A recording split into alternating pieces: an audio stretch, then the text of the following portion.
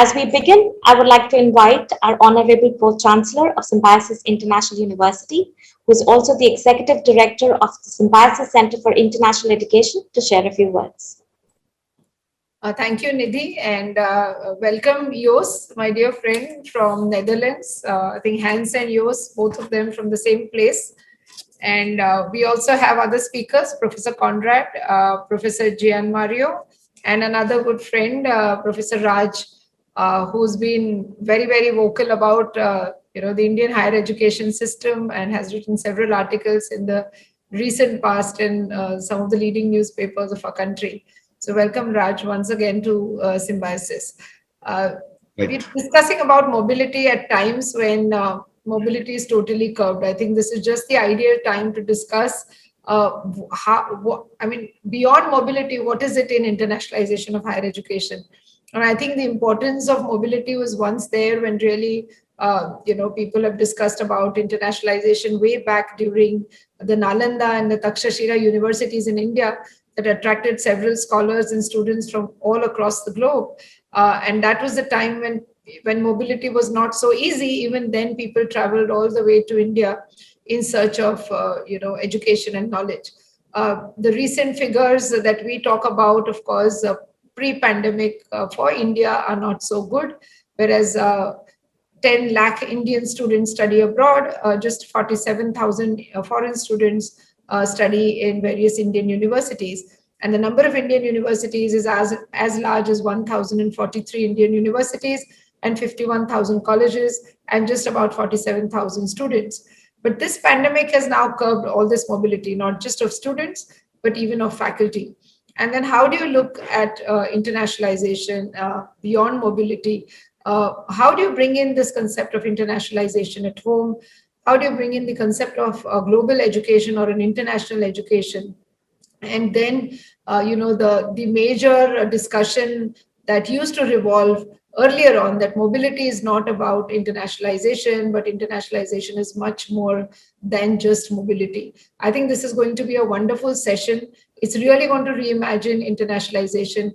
And in this context of the pandemic, I think this session is one of the most important, and I'm sure people will enjoy listening to three stalwarts. Jos has been always there, I think, since the last 5 years, Jos, for every conference on internationalization of higher education. And he's almost a part of the Symbiosis family. So welcome, Jos, to chair the session, and I'm sure you're going to have excellent deliberations. Thank you. Thank you, Dr. Vidya. It's an honor to be introducing a very good friend and mentor in internationalization for Symbiosis, as rightly put out by Dr. Vidya.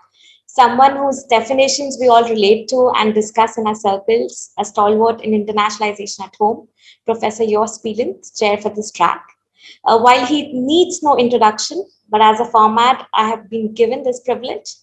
Jos Spielent is a professor of global learning and a co-director for the Center for Global and Inclusive Learning at the Hague University of Applied Sciences in the Netherlands. He leads a research group that explores internationalization at home, particularly the skills of lecturers to develop and teach internationalized curricula.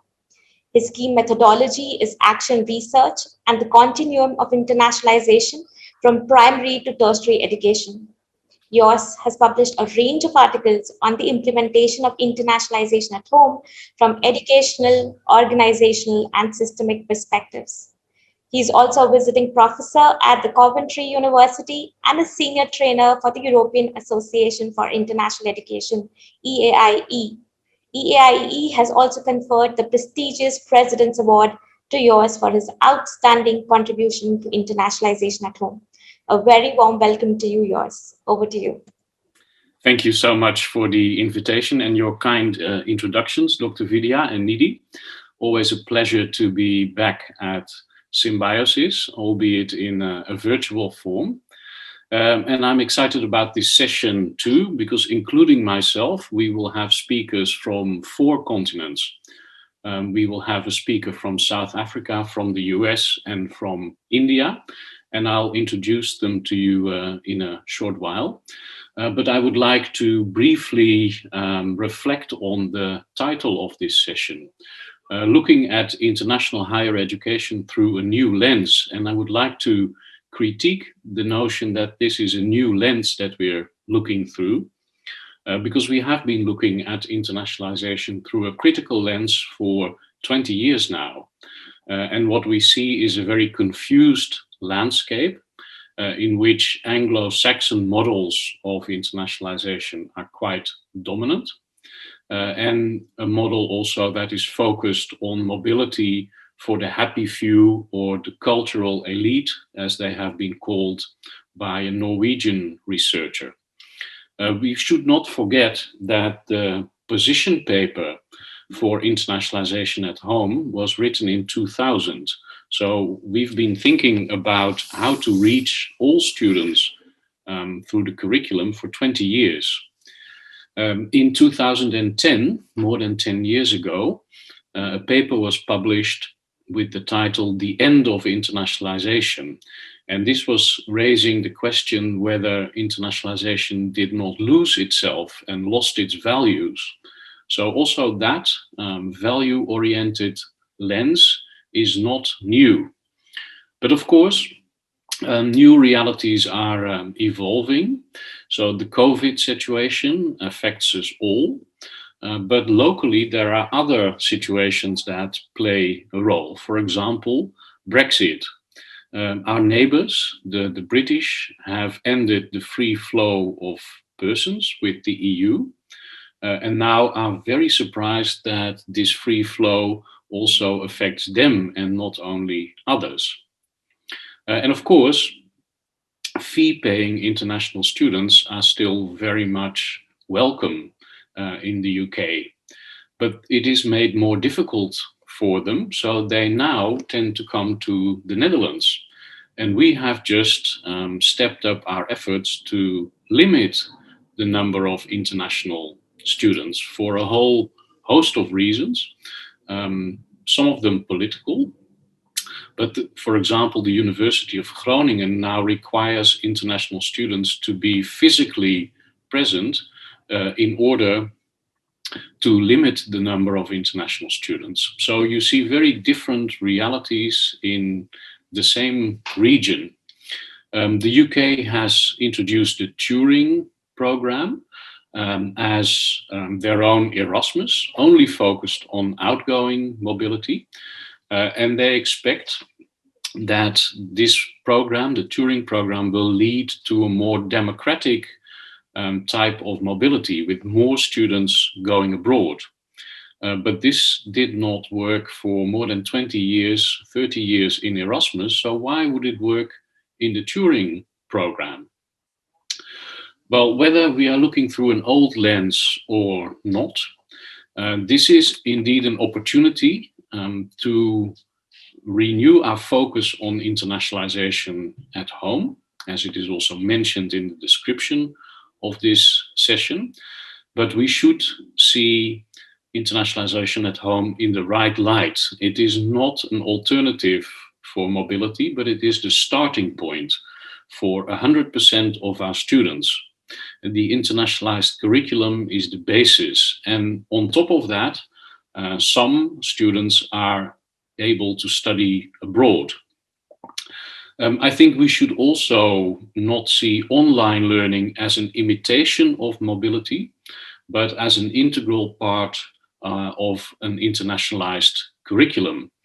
And finally, we should achieve a balance, a logical balance, a logical position for online learning, along with the opportunities that the local curriculum offers for internationalization, capitalizing on student diversity, on interdisciplinary collaboration within our universities.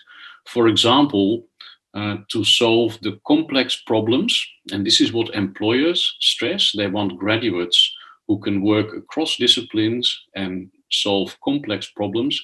And the complex problems over the past year have certainly not diminished. I think you will agree with me on that. And finally, within our universities, which stakeholders in internationalization at home can really achieve a change?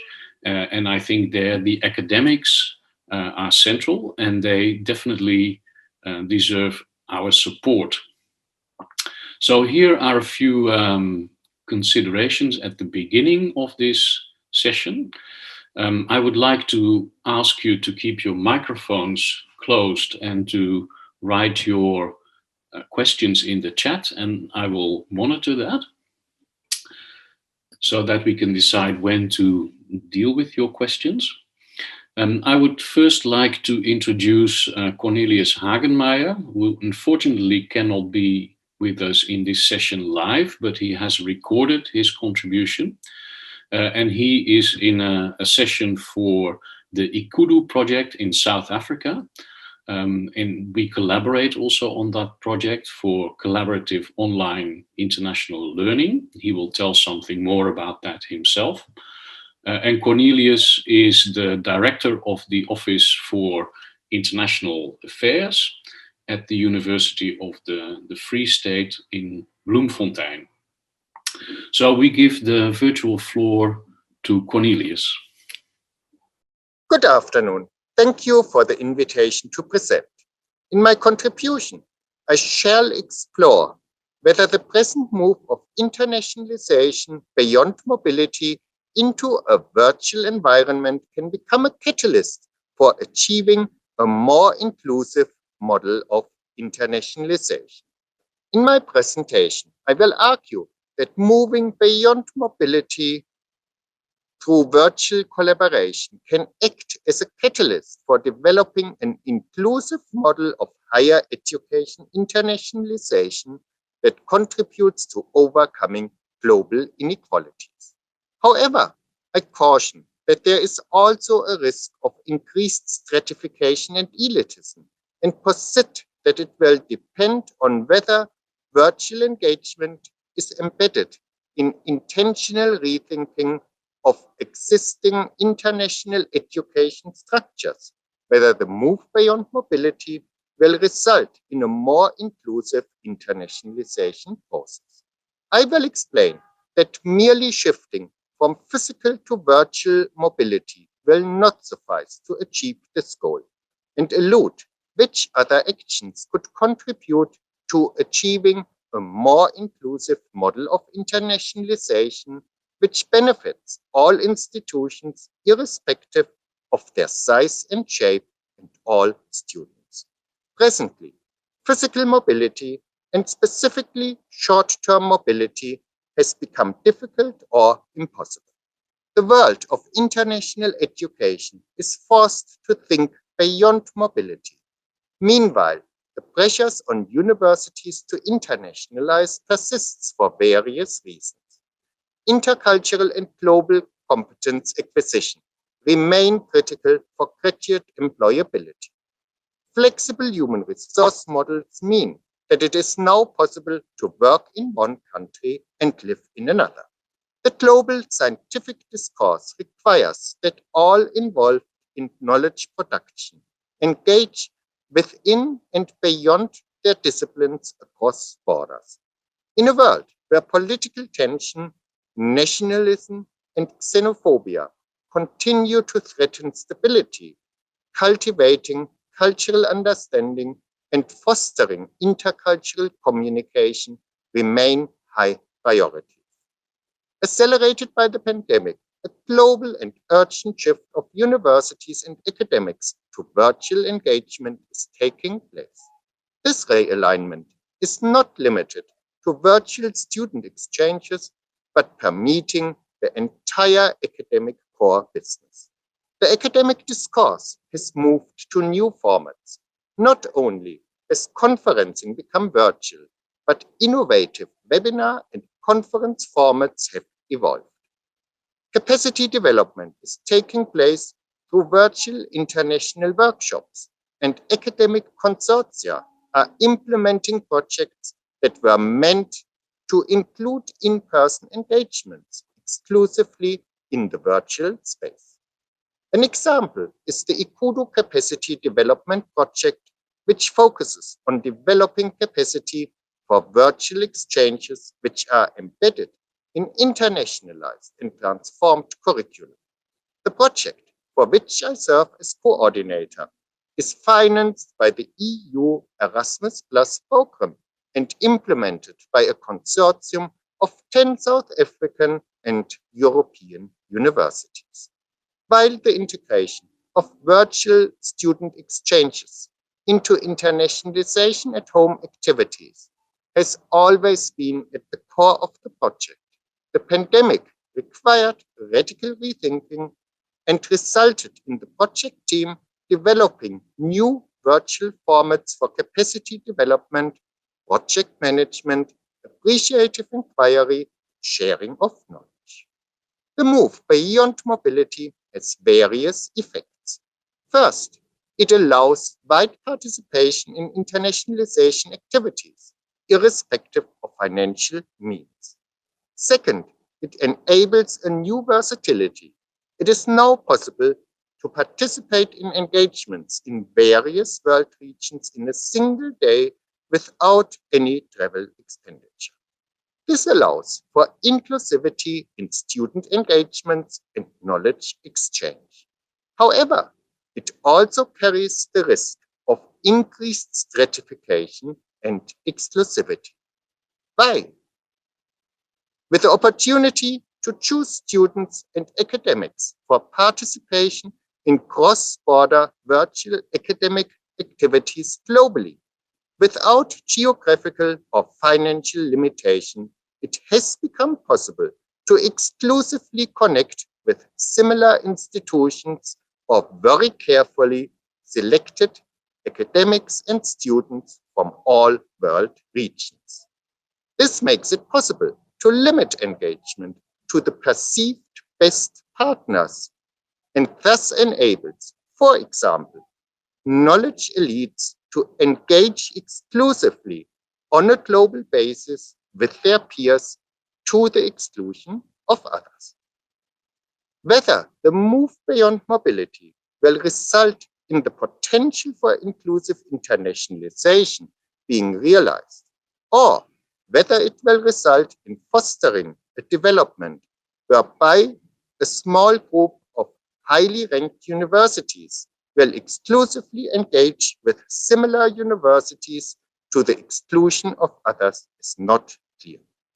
It is possible that leading universities will afford their students and academics opportunities for global engagement in a network of elite higher education institutions and exclude others.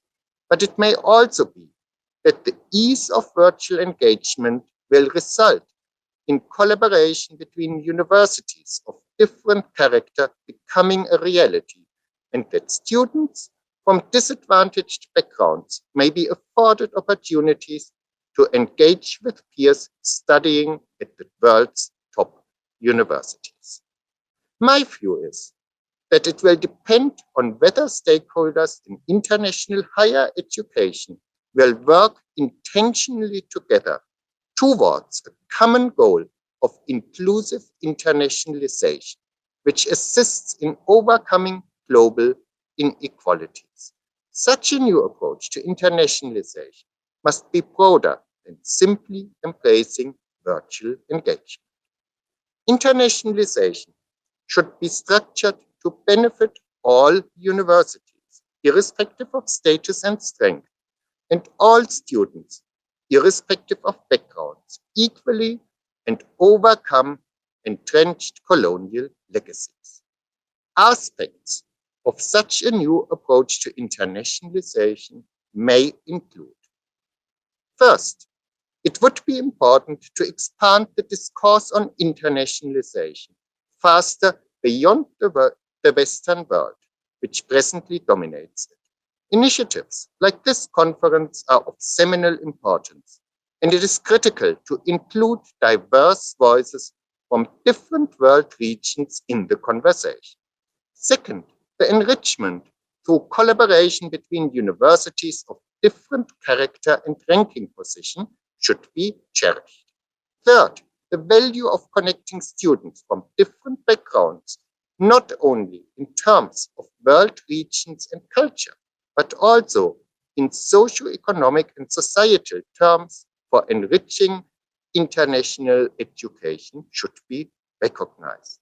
Fourth, virtual engagements should be embedded in transformed and internationalized curricula that foster critical thinking as well as intercultural and global competence in all students. Fifth, existing and new collaborations and partnerships between the developing and developed world should be based on equality and embrace ethical principles. Whether the move to blended international education will become a catalyst for developing a more inclusive and less elitist model of internationalization will depend on the choices which we make. Virtual engagements provides us with a powerful tool to work towards a more inclusive and equal internationalization process for all. But whether this or a more stratified and elitist internationalization process will be the outcome of its proliferation depends on whether it will become embedded in a transformed internationalization process. Likely, however, different currents will continue to coexist, and the choices we make influence which ones will become more pronounced. Thank you very much. I will speak with Cornelius later today, so I will thank him for his contribution in person. Just very briefly, lifting out a few things he said. I've shared the link to the project page, the project website page for the Ikudu project that he mentioned. He mentioned colonial heritage, and at this moment we are having a discussion between South African and European universities on to what extent internationalization and decolonization of the curriculum overlap. In Europe, we may have the view that internationalization is intended to bring new and other perspectives to the curriculum, thereby changing the view of your own hidden curriculum, your own default perspective, and that decolonization is in fact overlapping with that. In the South African context, some people may think that internationalization is the opposite of decolonization. So that's a very fascinating discussion. Cornelius also mentioned intentionally, and through the project, it has also become clear that when you start looking at intensive online learning, it is 90% educational design and 10% technology. Whereas some academics, before they embark on this, may have the idea that it is actually the technology that is dominant and not the educational processes. I'm sure that our next speaker, John Mario Besana, will go into these aspects a bit more deeply. He is Associate Provost at the for Global Engagement and Online Learning. And I think it is safe to say, John Mario, that you have been a big contributor to making DePaul University a leading player in collaborative online international learning and other forms of virtual exchange. So the floor is yours.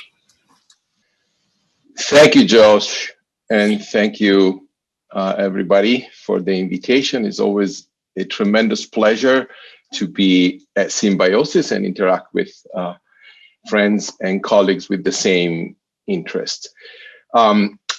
Josh has introduced perfectly the session, highlighting the main themes and the main threads of this conversation of the beyond mobility. And Cornelius has put the spotlight on collaborative online international learning to the Ikudu project. Before I get into the details of these aspects, I hope you're seeing my slides. Yes, can I get a great? I want to have us all stop for a second and think about how we used to structure learning experiences on the two main axes of time and space. Traditional learning experiences were almost always structured in a co-located fashion, meaning all the learners and the learner facilitators were in the same space and in a synchronous modality, in the same space at the same time. The pandemic has forced some of us who had not done that jump earlier, pre-pandemic, to all of a sudden quite rapidly move from co-location to a remote modality where the learners and the learner facilitators are no longer in the same space. And more radically, for people who had never done online learning before, sometimes the learning experience is structured so that it doesn't happen synchronously at the same time. Facilitation and learning doesn't happen at the same time, but in a more diluted modality across time, in an asynchronous modality. So I want you to think about these two parameters of time and space as we approach this issue of what is facing international higher education beyond mobility. And I agree with Josh that international higher education was not just mobility even before the pandemic, but it was most primarily focused on co-located synchronous experiences. Whether it was mobility or it was internationalization at home, it was almost always experiences in which what was happening in the same space at the same time. What we're facing today, because of the pandemic in some cases, and in some cases because we had made this jump earlier, we have given up the co-location. Right now, I'm sitting on a stool in Florida. I'm actually not even in Chicago, where I'm supposed to be, where my institution is. I don't even need to be co-located with my own institution now. I can be in Florida and work. Josh is in the Netherlands. Most of the friends in the room are somewhere in India, and I'm sure we have participants from other parts of the world.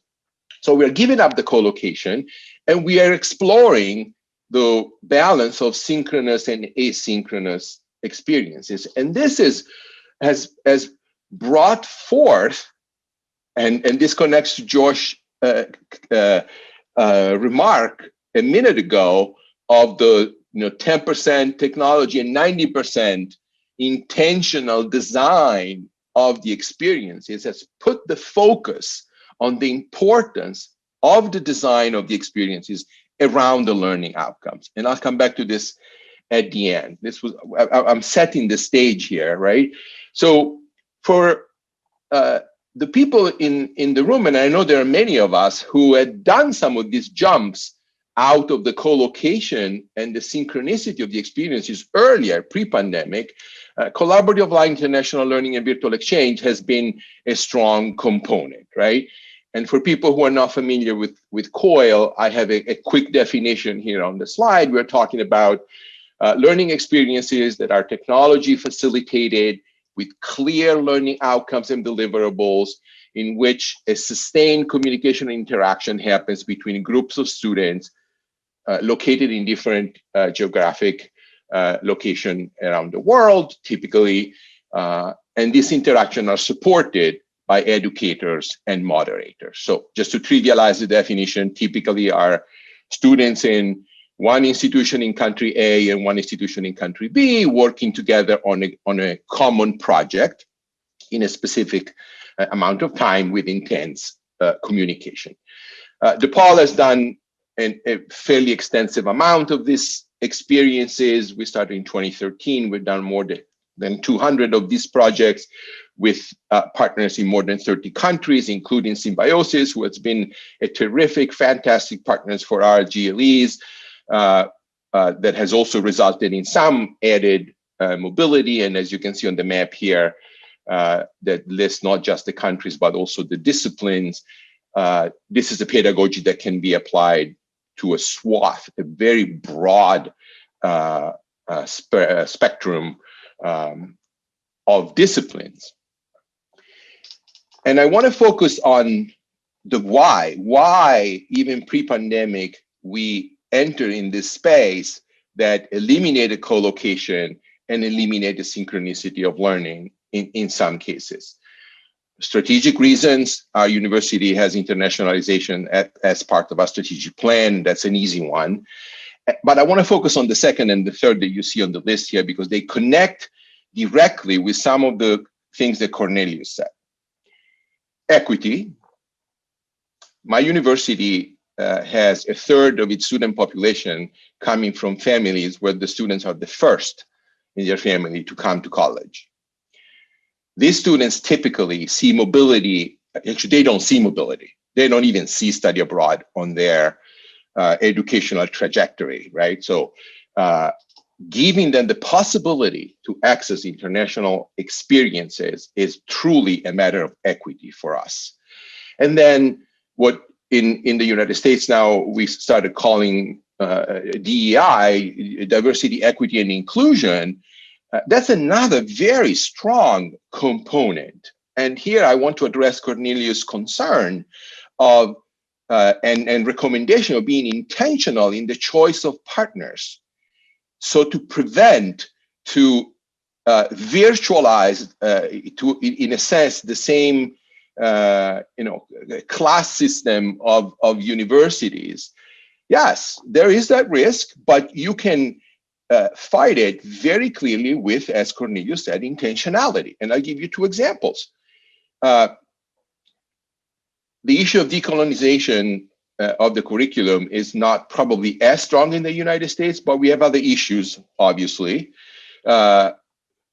Intentionally at DePaul, we have one project that connects a class at DePaul University with a class at the Navajo Technical University in the Navajo Nation territory, one of the indigenous American population territory and university. And our students have now the opportunity to connect with students in the Navajo territories, which is an extraordinary experience for some of our students. And then intentionally, we have a solid partner in Nigeria, the University of Uyo, that has been a tremendous partner that offers our students the possibilities to connect with students in Nigeria and have this kind of experiences. And that these are two examples of choices of partner universities for virtual exchange that are not because of the ranking or prestige of the university, but it's for the authenticity and intentionality of the experiences that this project offer to students. I don't want to spend too much time because I'm already almost out of my 10 minutes. So you can imagine the rest of the rationales here.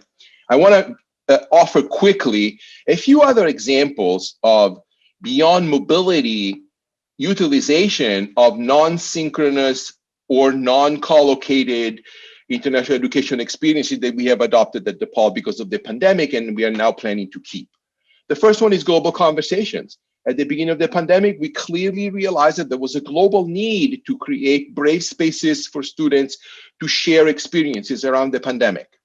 And very quickly, we reached out to partners, including Symbiosis and partners in other over 30 countries, and created this 90-minute synchronous opportunities on Zoom for students to gather around themes connected to the pandemics and share. These were not opportunities for faculty members to lecture.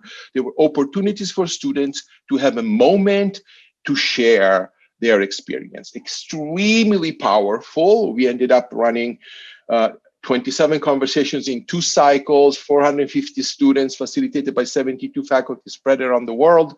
And we have an upcoming cycle of these conversations starting next week. There's a link on the slide.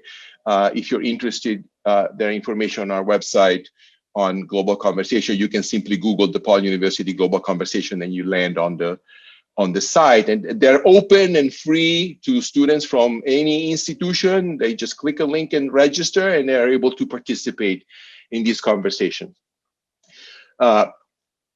These are comments from the students that participate in this conversation. The word cloud on the left is the word cloud that resulted from the question, what was the most impactful aspect of these experiences that you can see people, different experiences, world perspectives, the things that we would expect from an experience like this. And on the right, you have the actual comments of the students. The last comment, making a poem together, was referring to one of these sessions that was communicating in time of the pandemic, where some of my faculty and some of Symbiosis faculty facilitated this extraordinary, goose-bumping, raising session in which the students at the end ended up creating a poem together, extremely, extremely impactful and transformative. And again, this was a synchronous experience, but definitely not a co-located experience, right? Here are some of the examples of this global conversation. The first one was on psychological aspect. The second one very focused on China and the US.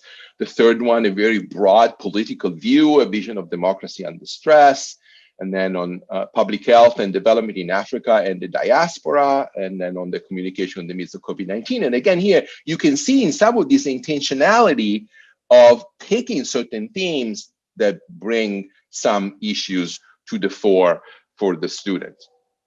Second quick example, what we call virtual global studies. And this goes, I think, to the heart of internationalization at home to a certain extent, beyond virtual exchange.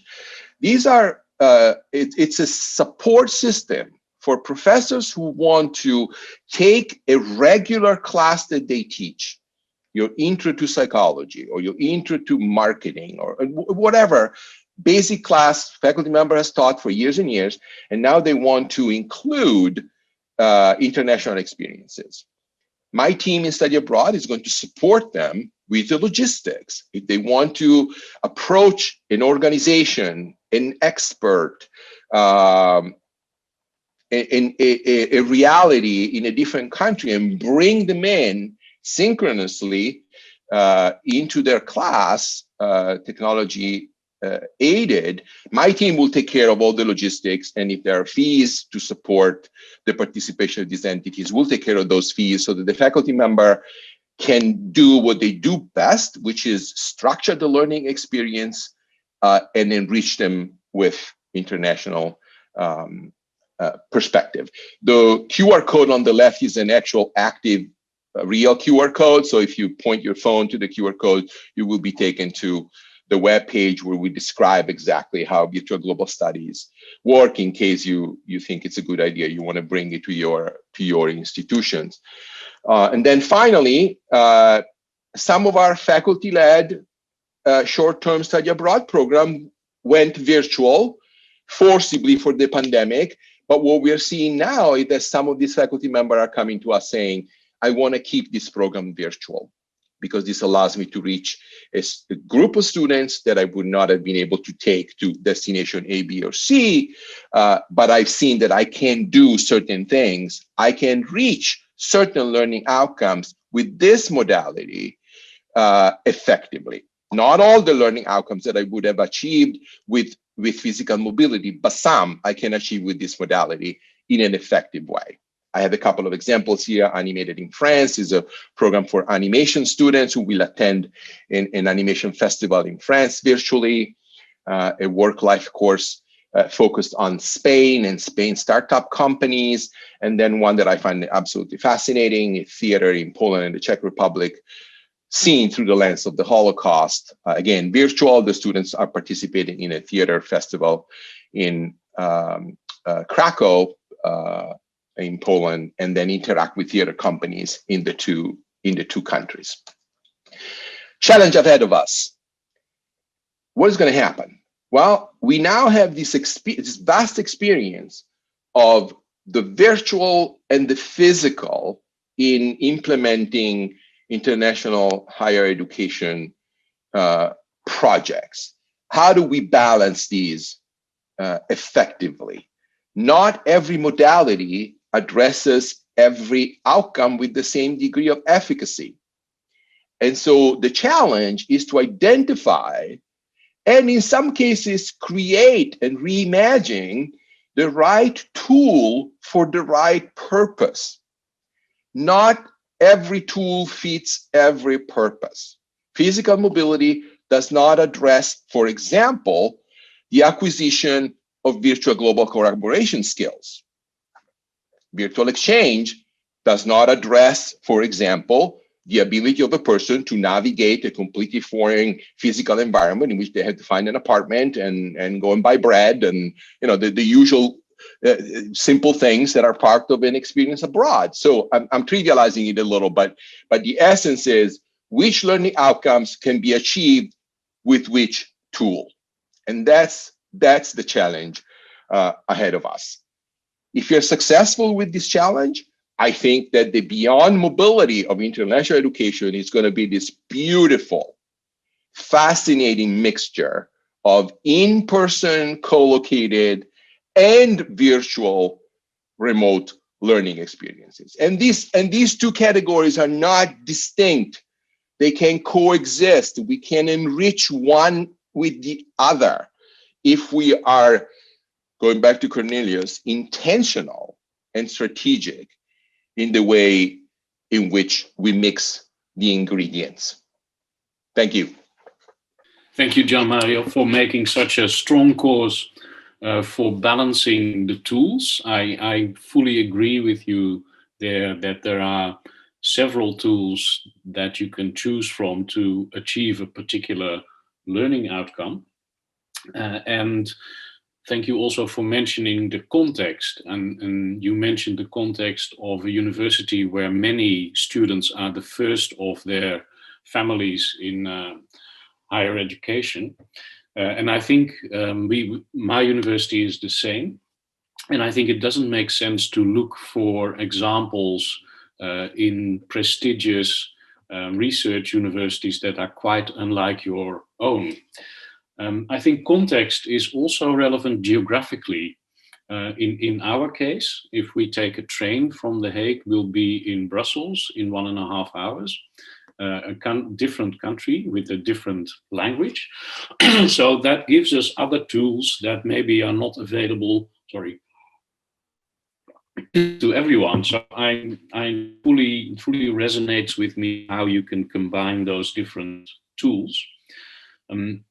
I think you stressed several times the intentionality, and I think you're right to do that.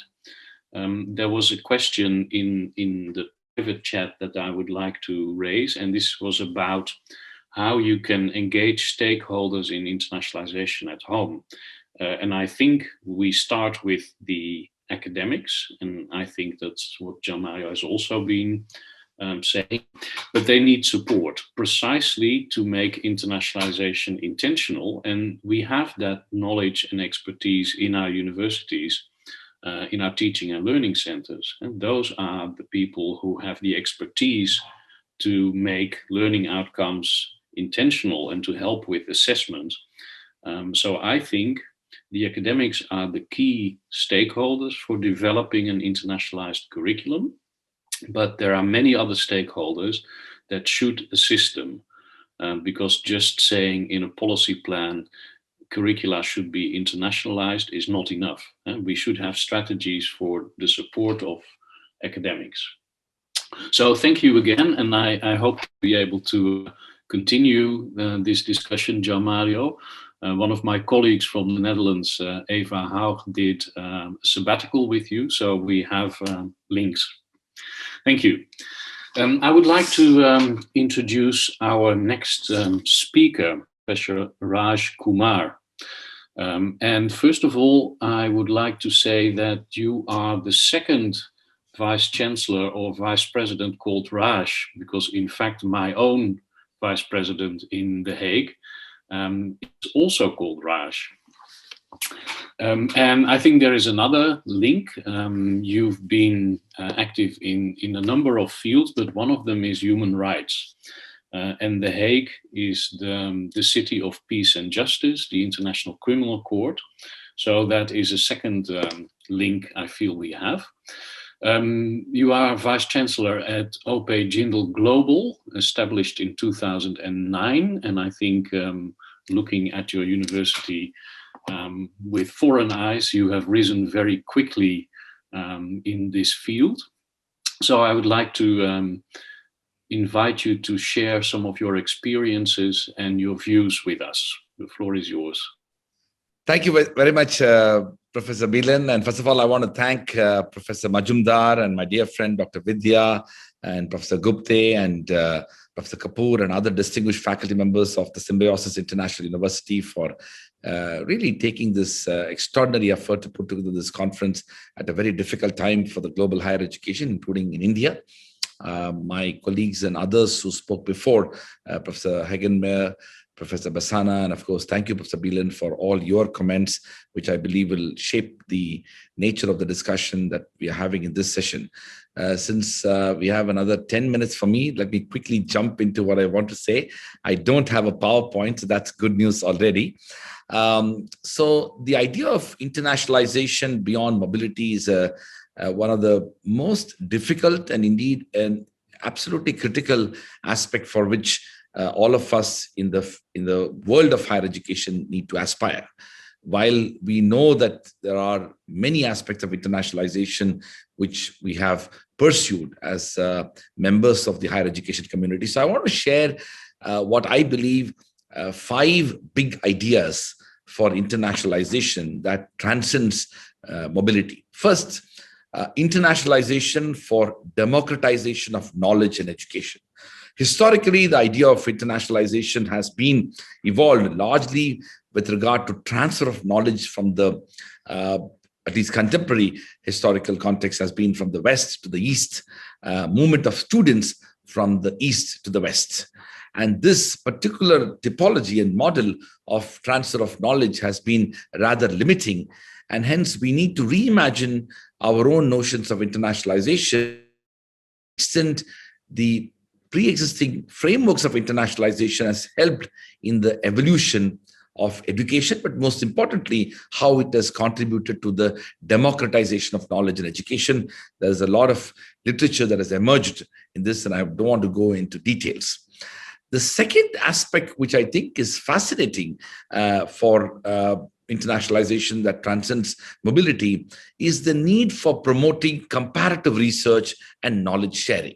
One of the remarkable things about recognizing the role of internationalization is that societies around the world have addressed different types of problems, and there is a need for having the knowledge, but also the interest, inclination to develop comparative research and comparative understanding of other areas and other aspects. In my own field, for example, in law, most legal systems have evolved through the transfer of knowledge and perspectives and experiences from other systems as well. And even today, a significant body of jurisprudence developed across different countries have taken a lot of, let's say, drawing of shared experiences and perspectives from other societies. And that's how comparative research and knowledge sharing has evolved, and internationalization contributes very significantly to that. The third aspect, which I think is absolutely critical, because we are increasingly seeing challenge to that notion. This is about internationalization for promoting what I have elsewhere called international peace and relations for better understanding of human society.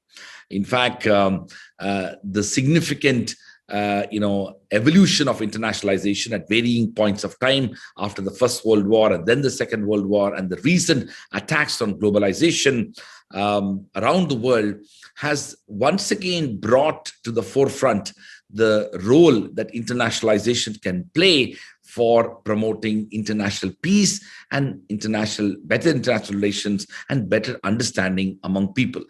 The institutionalized form of racism, xenophobia, and other forms of discrimination meted to people, who look different, who are from different societies, who might have different religious and cultural practices. That whole notion can be significantly addressed by the sheer promotion of internationalization that will ultimately promote better understanding of human society. The fourth aspect of internationalization that transcends mobility is internationalization for transition from diversity to pluralism while promoting cultural engagement. In fact, a lot of emphasis in recent times has been on the need for promoting diversity. Many universities, many countries, many societies have talked about this. Universities are very proudly demonstrate the fact that they have students and faculty from so many different countries, including ours. We have faculty members from 40 different countries in the world and students from 20 different countries in the world. And of course, arguably, many other universities will say that as well. But I think the biggest challenge for all of us is to what extent this diversity that internationalization has enabled will help us to move from diversity as a part of an identity towards pluralism, which means that we need to promote deeper and greater understanding among peoples. That also creates opportunities for promoting cultural engagement. And this, I think, is absolutely critical for us to fulfill the point that I mentioned earlier on, which is about promoting international peace and relations. That's the fourth aspect of internationalization. And the fifth, I think, is which I believe should be our ultimate goal, is internationalization for building cosmopolitanism and global citizenship. Notions of cosmopolitanism is deeply embedded in the idea of university and internationalization itself. But for us to move towards cosmopolitanism and global citizenship, it requires a fundamental reimagination on the basis of which internationalization has evolved in every society around the world, and that's part of the discourse. Those five aspects, I believe, are the big ideas of internationalization for the future. I also think that this opportunity that COVID-19 has provided for, I believe will have, five significant implications. Quickly, I can run through that. One is virtualized knowledge transfer. We've already seen how technology has enabled larger dissemination of knowledge across borders. The democratization of education that I talked about earlier is now going to become even more easier and probably more palatable, and the regulatory ecosystem around the countries and around the world need to take note of it. The future of education will have a very significant, technology will have a significant role to play in it. The second is the global e-dialogues, the kind of thing that we are doing here today. And many universities, including ours, have been part of that effort. And that's something which creates opportunities for people from around the world to come together for discussion and discourse. And frankly, the significant benefit for this type of dialogue is actually going to be coming out of the developing world. Large parts of Africa, South Asia, Asia, even Middle East, and parts of Latin America are going to be immensely benefited by the possibility of engaging with the world at large without incurring significant expenditure when it comes to travel and other types of challenges. The question then is, to what extent this virtualized global dialogues that we have in a post-pandemic world, to what extent these things will matter and to what extent we can work towards retaining it. The third aspect of the consequence of this, today's world is the development of online degree programs. Already, we have seen India, for example, has been one of the late movers in this. An otherwise reluctant regulatory regime has begun to recognize the role of technology. Just in the last 6 months to 1 year, significant reforms have been initiated by the government of India. What was initially from extreme, dismissal to skepticism to tolerance, to acceptance, and now towards celebration. It has been an extraordinary journey within Indian regulatory environment to embrace technology and to move towards promoting online degree programs that was conceived to be something that will never happen. The new frameworks given through Coursera and Upgrad and other organizations, the development of edtech companies, all these things are becoming a reality in India. And I'm sure many other countries, particularly in the developing world, are beginning to take note of it as well. Of course, I'm not going to talk about internationalization at home. We've discussed that before. The fact that internationalization is happening in different parts of the world is something to be built around. University systems need to recognize the role of it. By the way, there will be, what I would call inequities in this aspect. Resources are going to be a big challenge, and not every institution, public or private, is going to be situated in a similar, context when it comes to promoting internationalization at home. I also think that we briefly touched about it. To what extent we can innovate in collaborations. We really need to find ways to innovate in partnerships to enable more students and faculty with access to international opportunities. For some of us, dual degree programs will has enabled students to travel across different jurisdictions. But the combination of online degree programs on the one hand, international, educational experiences on the other, and use of technology and collaborative platforms can provide greater access to students who simply may not have had the opportunity for lack of access. So the question then that we have for us is, to what extent internationalization at home and through mobility, we can explore ways of expanding the scope of internationalization to provide access to international exposure. I also think that there are so many stakeholders who are pivotal to the success of any international effort.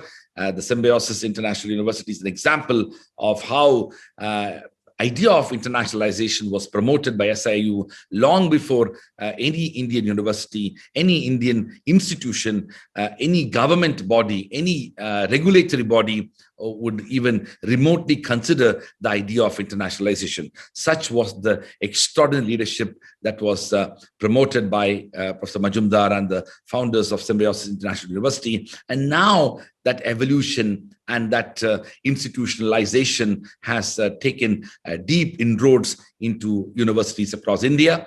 I'm also conscious of the fact that the Association of Indian Universities, under the leadership of Dr. Mittal, in more recent times has built on this idea of internationalization and have had very significant conferences and forums which has brought together leaders of higher education from across India and around the world to have a conversation surrounding it. Then it all then comes to the more fundamental question, is that universities have a larger role and responsibility towards promoting internationalization. In fact, universities need to transcend governmental policies, even foreign policy thinking, even strategic thinking of governments when it comes to promoting internationalization. They have this extraordinary possibility to engage with young people from around the world with a vision that can actually ultimately contribute to what I ended before by talking about cosmopolitanism and global citizenship. India, with a country of over 850 million people, less than 35 years of age, when the life expectancy of Indians today are over 71, when most of the Western world and Eastern world, including China and Japan, will become older, India will be younger and will be younger for a longer time. This means that young Indians will be involved in the shaping of the future of India and the world. And that is where the effort towards promoting internationalization will ultimately help these young people to engage with the youth of the world. And that is the foundation and the framework on the basis of which we ought to promote internationalization. I want to thank Symbiosis International University and the Association of Indian Universities for giving me this opportunity to share some of my ideas. Thank you very much. Thank you so much, Professor Kumar, for sharing your ideas and vision. I liked it that you mentioned comparative research, because I think you're right that that is a backbone of bringing in different perspectives. And of course, it is important where you choose your cases, what you compare with what, but that can be very insightful. I'm also grateful to you for bringing up the societal dimension and global citizenship. because my university is focused very much on global citizenship as well. And I think when you say global citizenship, you also say local citizenship. And because global issues have a way of manifesting themselves quite differently in different local situations. And I think it's important that students learn to see the connection between the local and the global. And in the local context, you can make a difference as a citizen, which is a bit more difficult as a global citizen. And I think, again, to bring back the word intentionality, you often see that global citizenship is a term or a box that's not opened. And it's not been explored for what it really means for students of a certain discipline in a certain context. So again, I think we need to support academics in doing that. You also mentioned cultural engagement, and I think cultural engagement in the local society is definitely an integral part of an internationalized curriculum. And we may have sometimes the inclination to go online with international students for cultural engagement, and we should do that. But I think we can also learn from cultural engagement within our own communities. So thank you for bringing those points up and sharing them with us. There was a remark in the chat by Gautam, who is doing research into a university where there are few incoming international students. I think international students, incoming international students, are only one of the ingredients of internationalization at home. And there are many things that you can do without incoming international students. In fact, there is now some research going on into remote internationalization. So these are sometimes remote regions where you have very few incoming international students, but that doesn't mean you can't be internationalized. So that is quite an interesting topic, I think. So there would be much more to discuss, but we have to close this session now. I would like to thank our speakers for sharing with us how you look at these things and giving us food for thought. And I would like to thank Symbiosis for giving us this opportunity. And I wish you a good continuation of your conference. Thank you very much. Thank you, Professor Yours, Professor Jean-Mario, Professor Raj, and Professor Cornelius. I completely resonate with the fact that technology is an enabler and not the master of pedagogy. And we must strive for a logical balance between online learning and local curriculums, capitalizing on the cultural diversity, or as Professor Raj says, pluralism for deeper engagement to advance internationalization at home, creating global citizens. Thank you so much for that.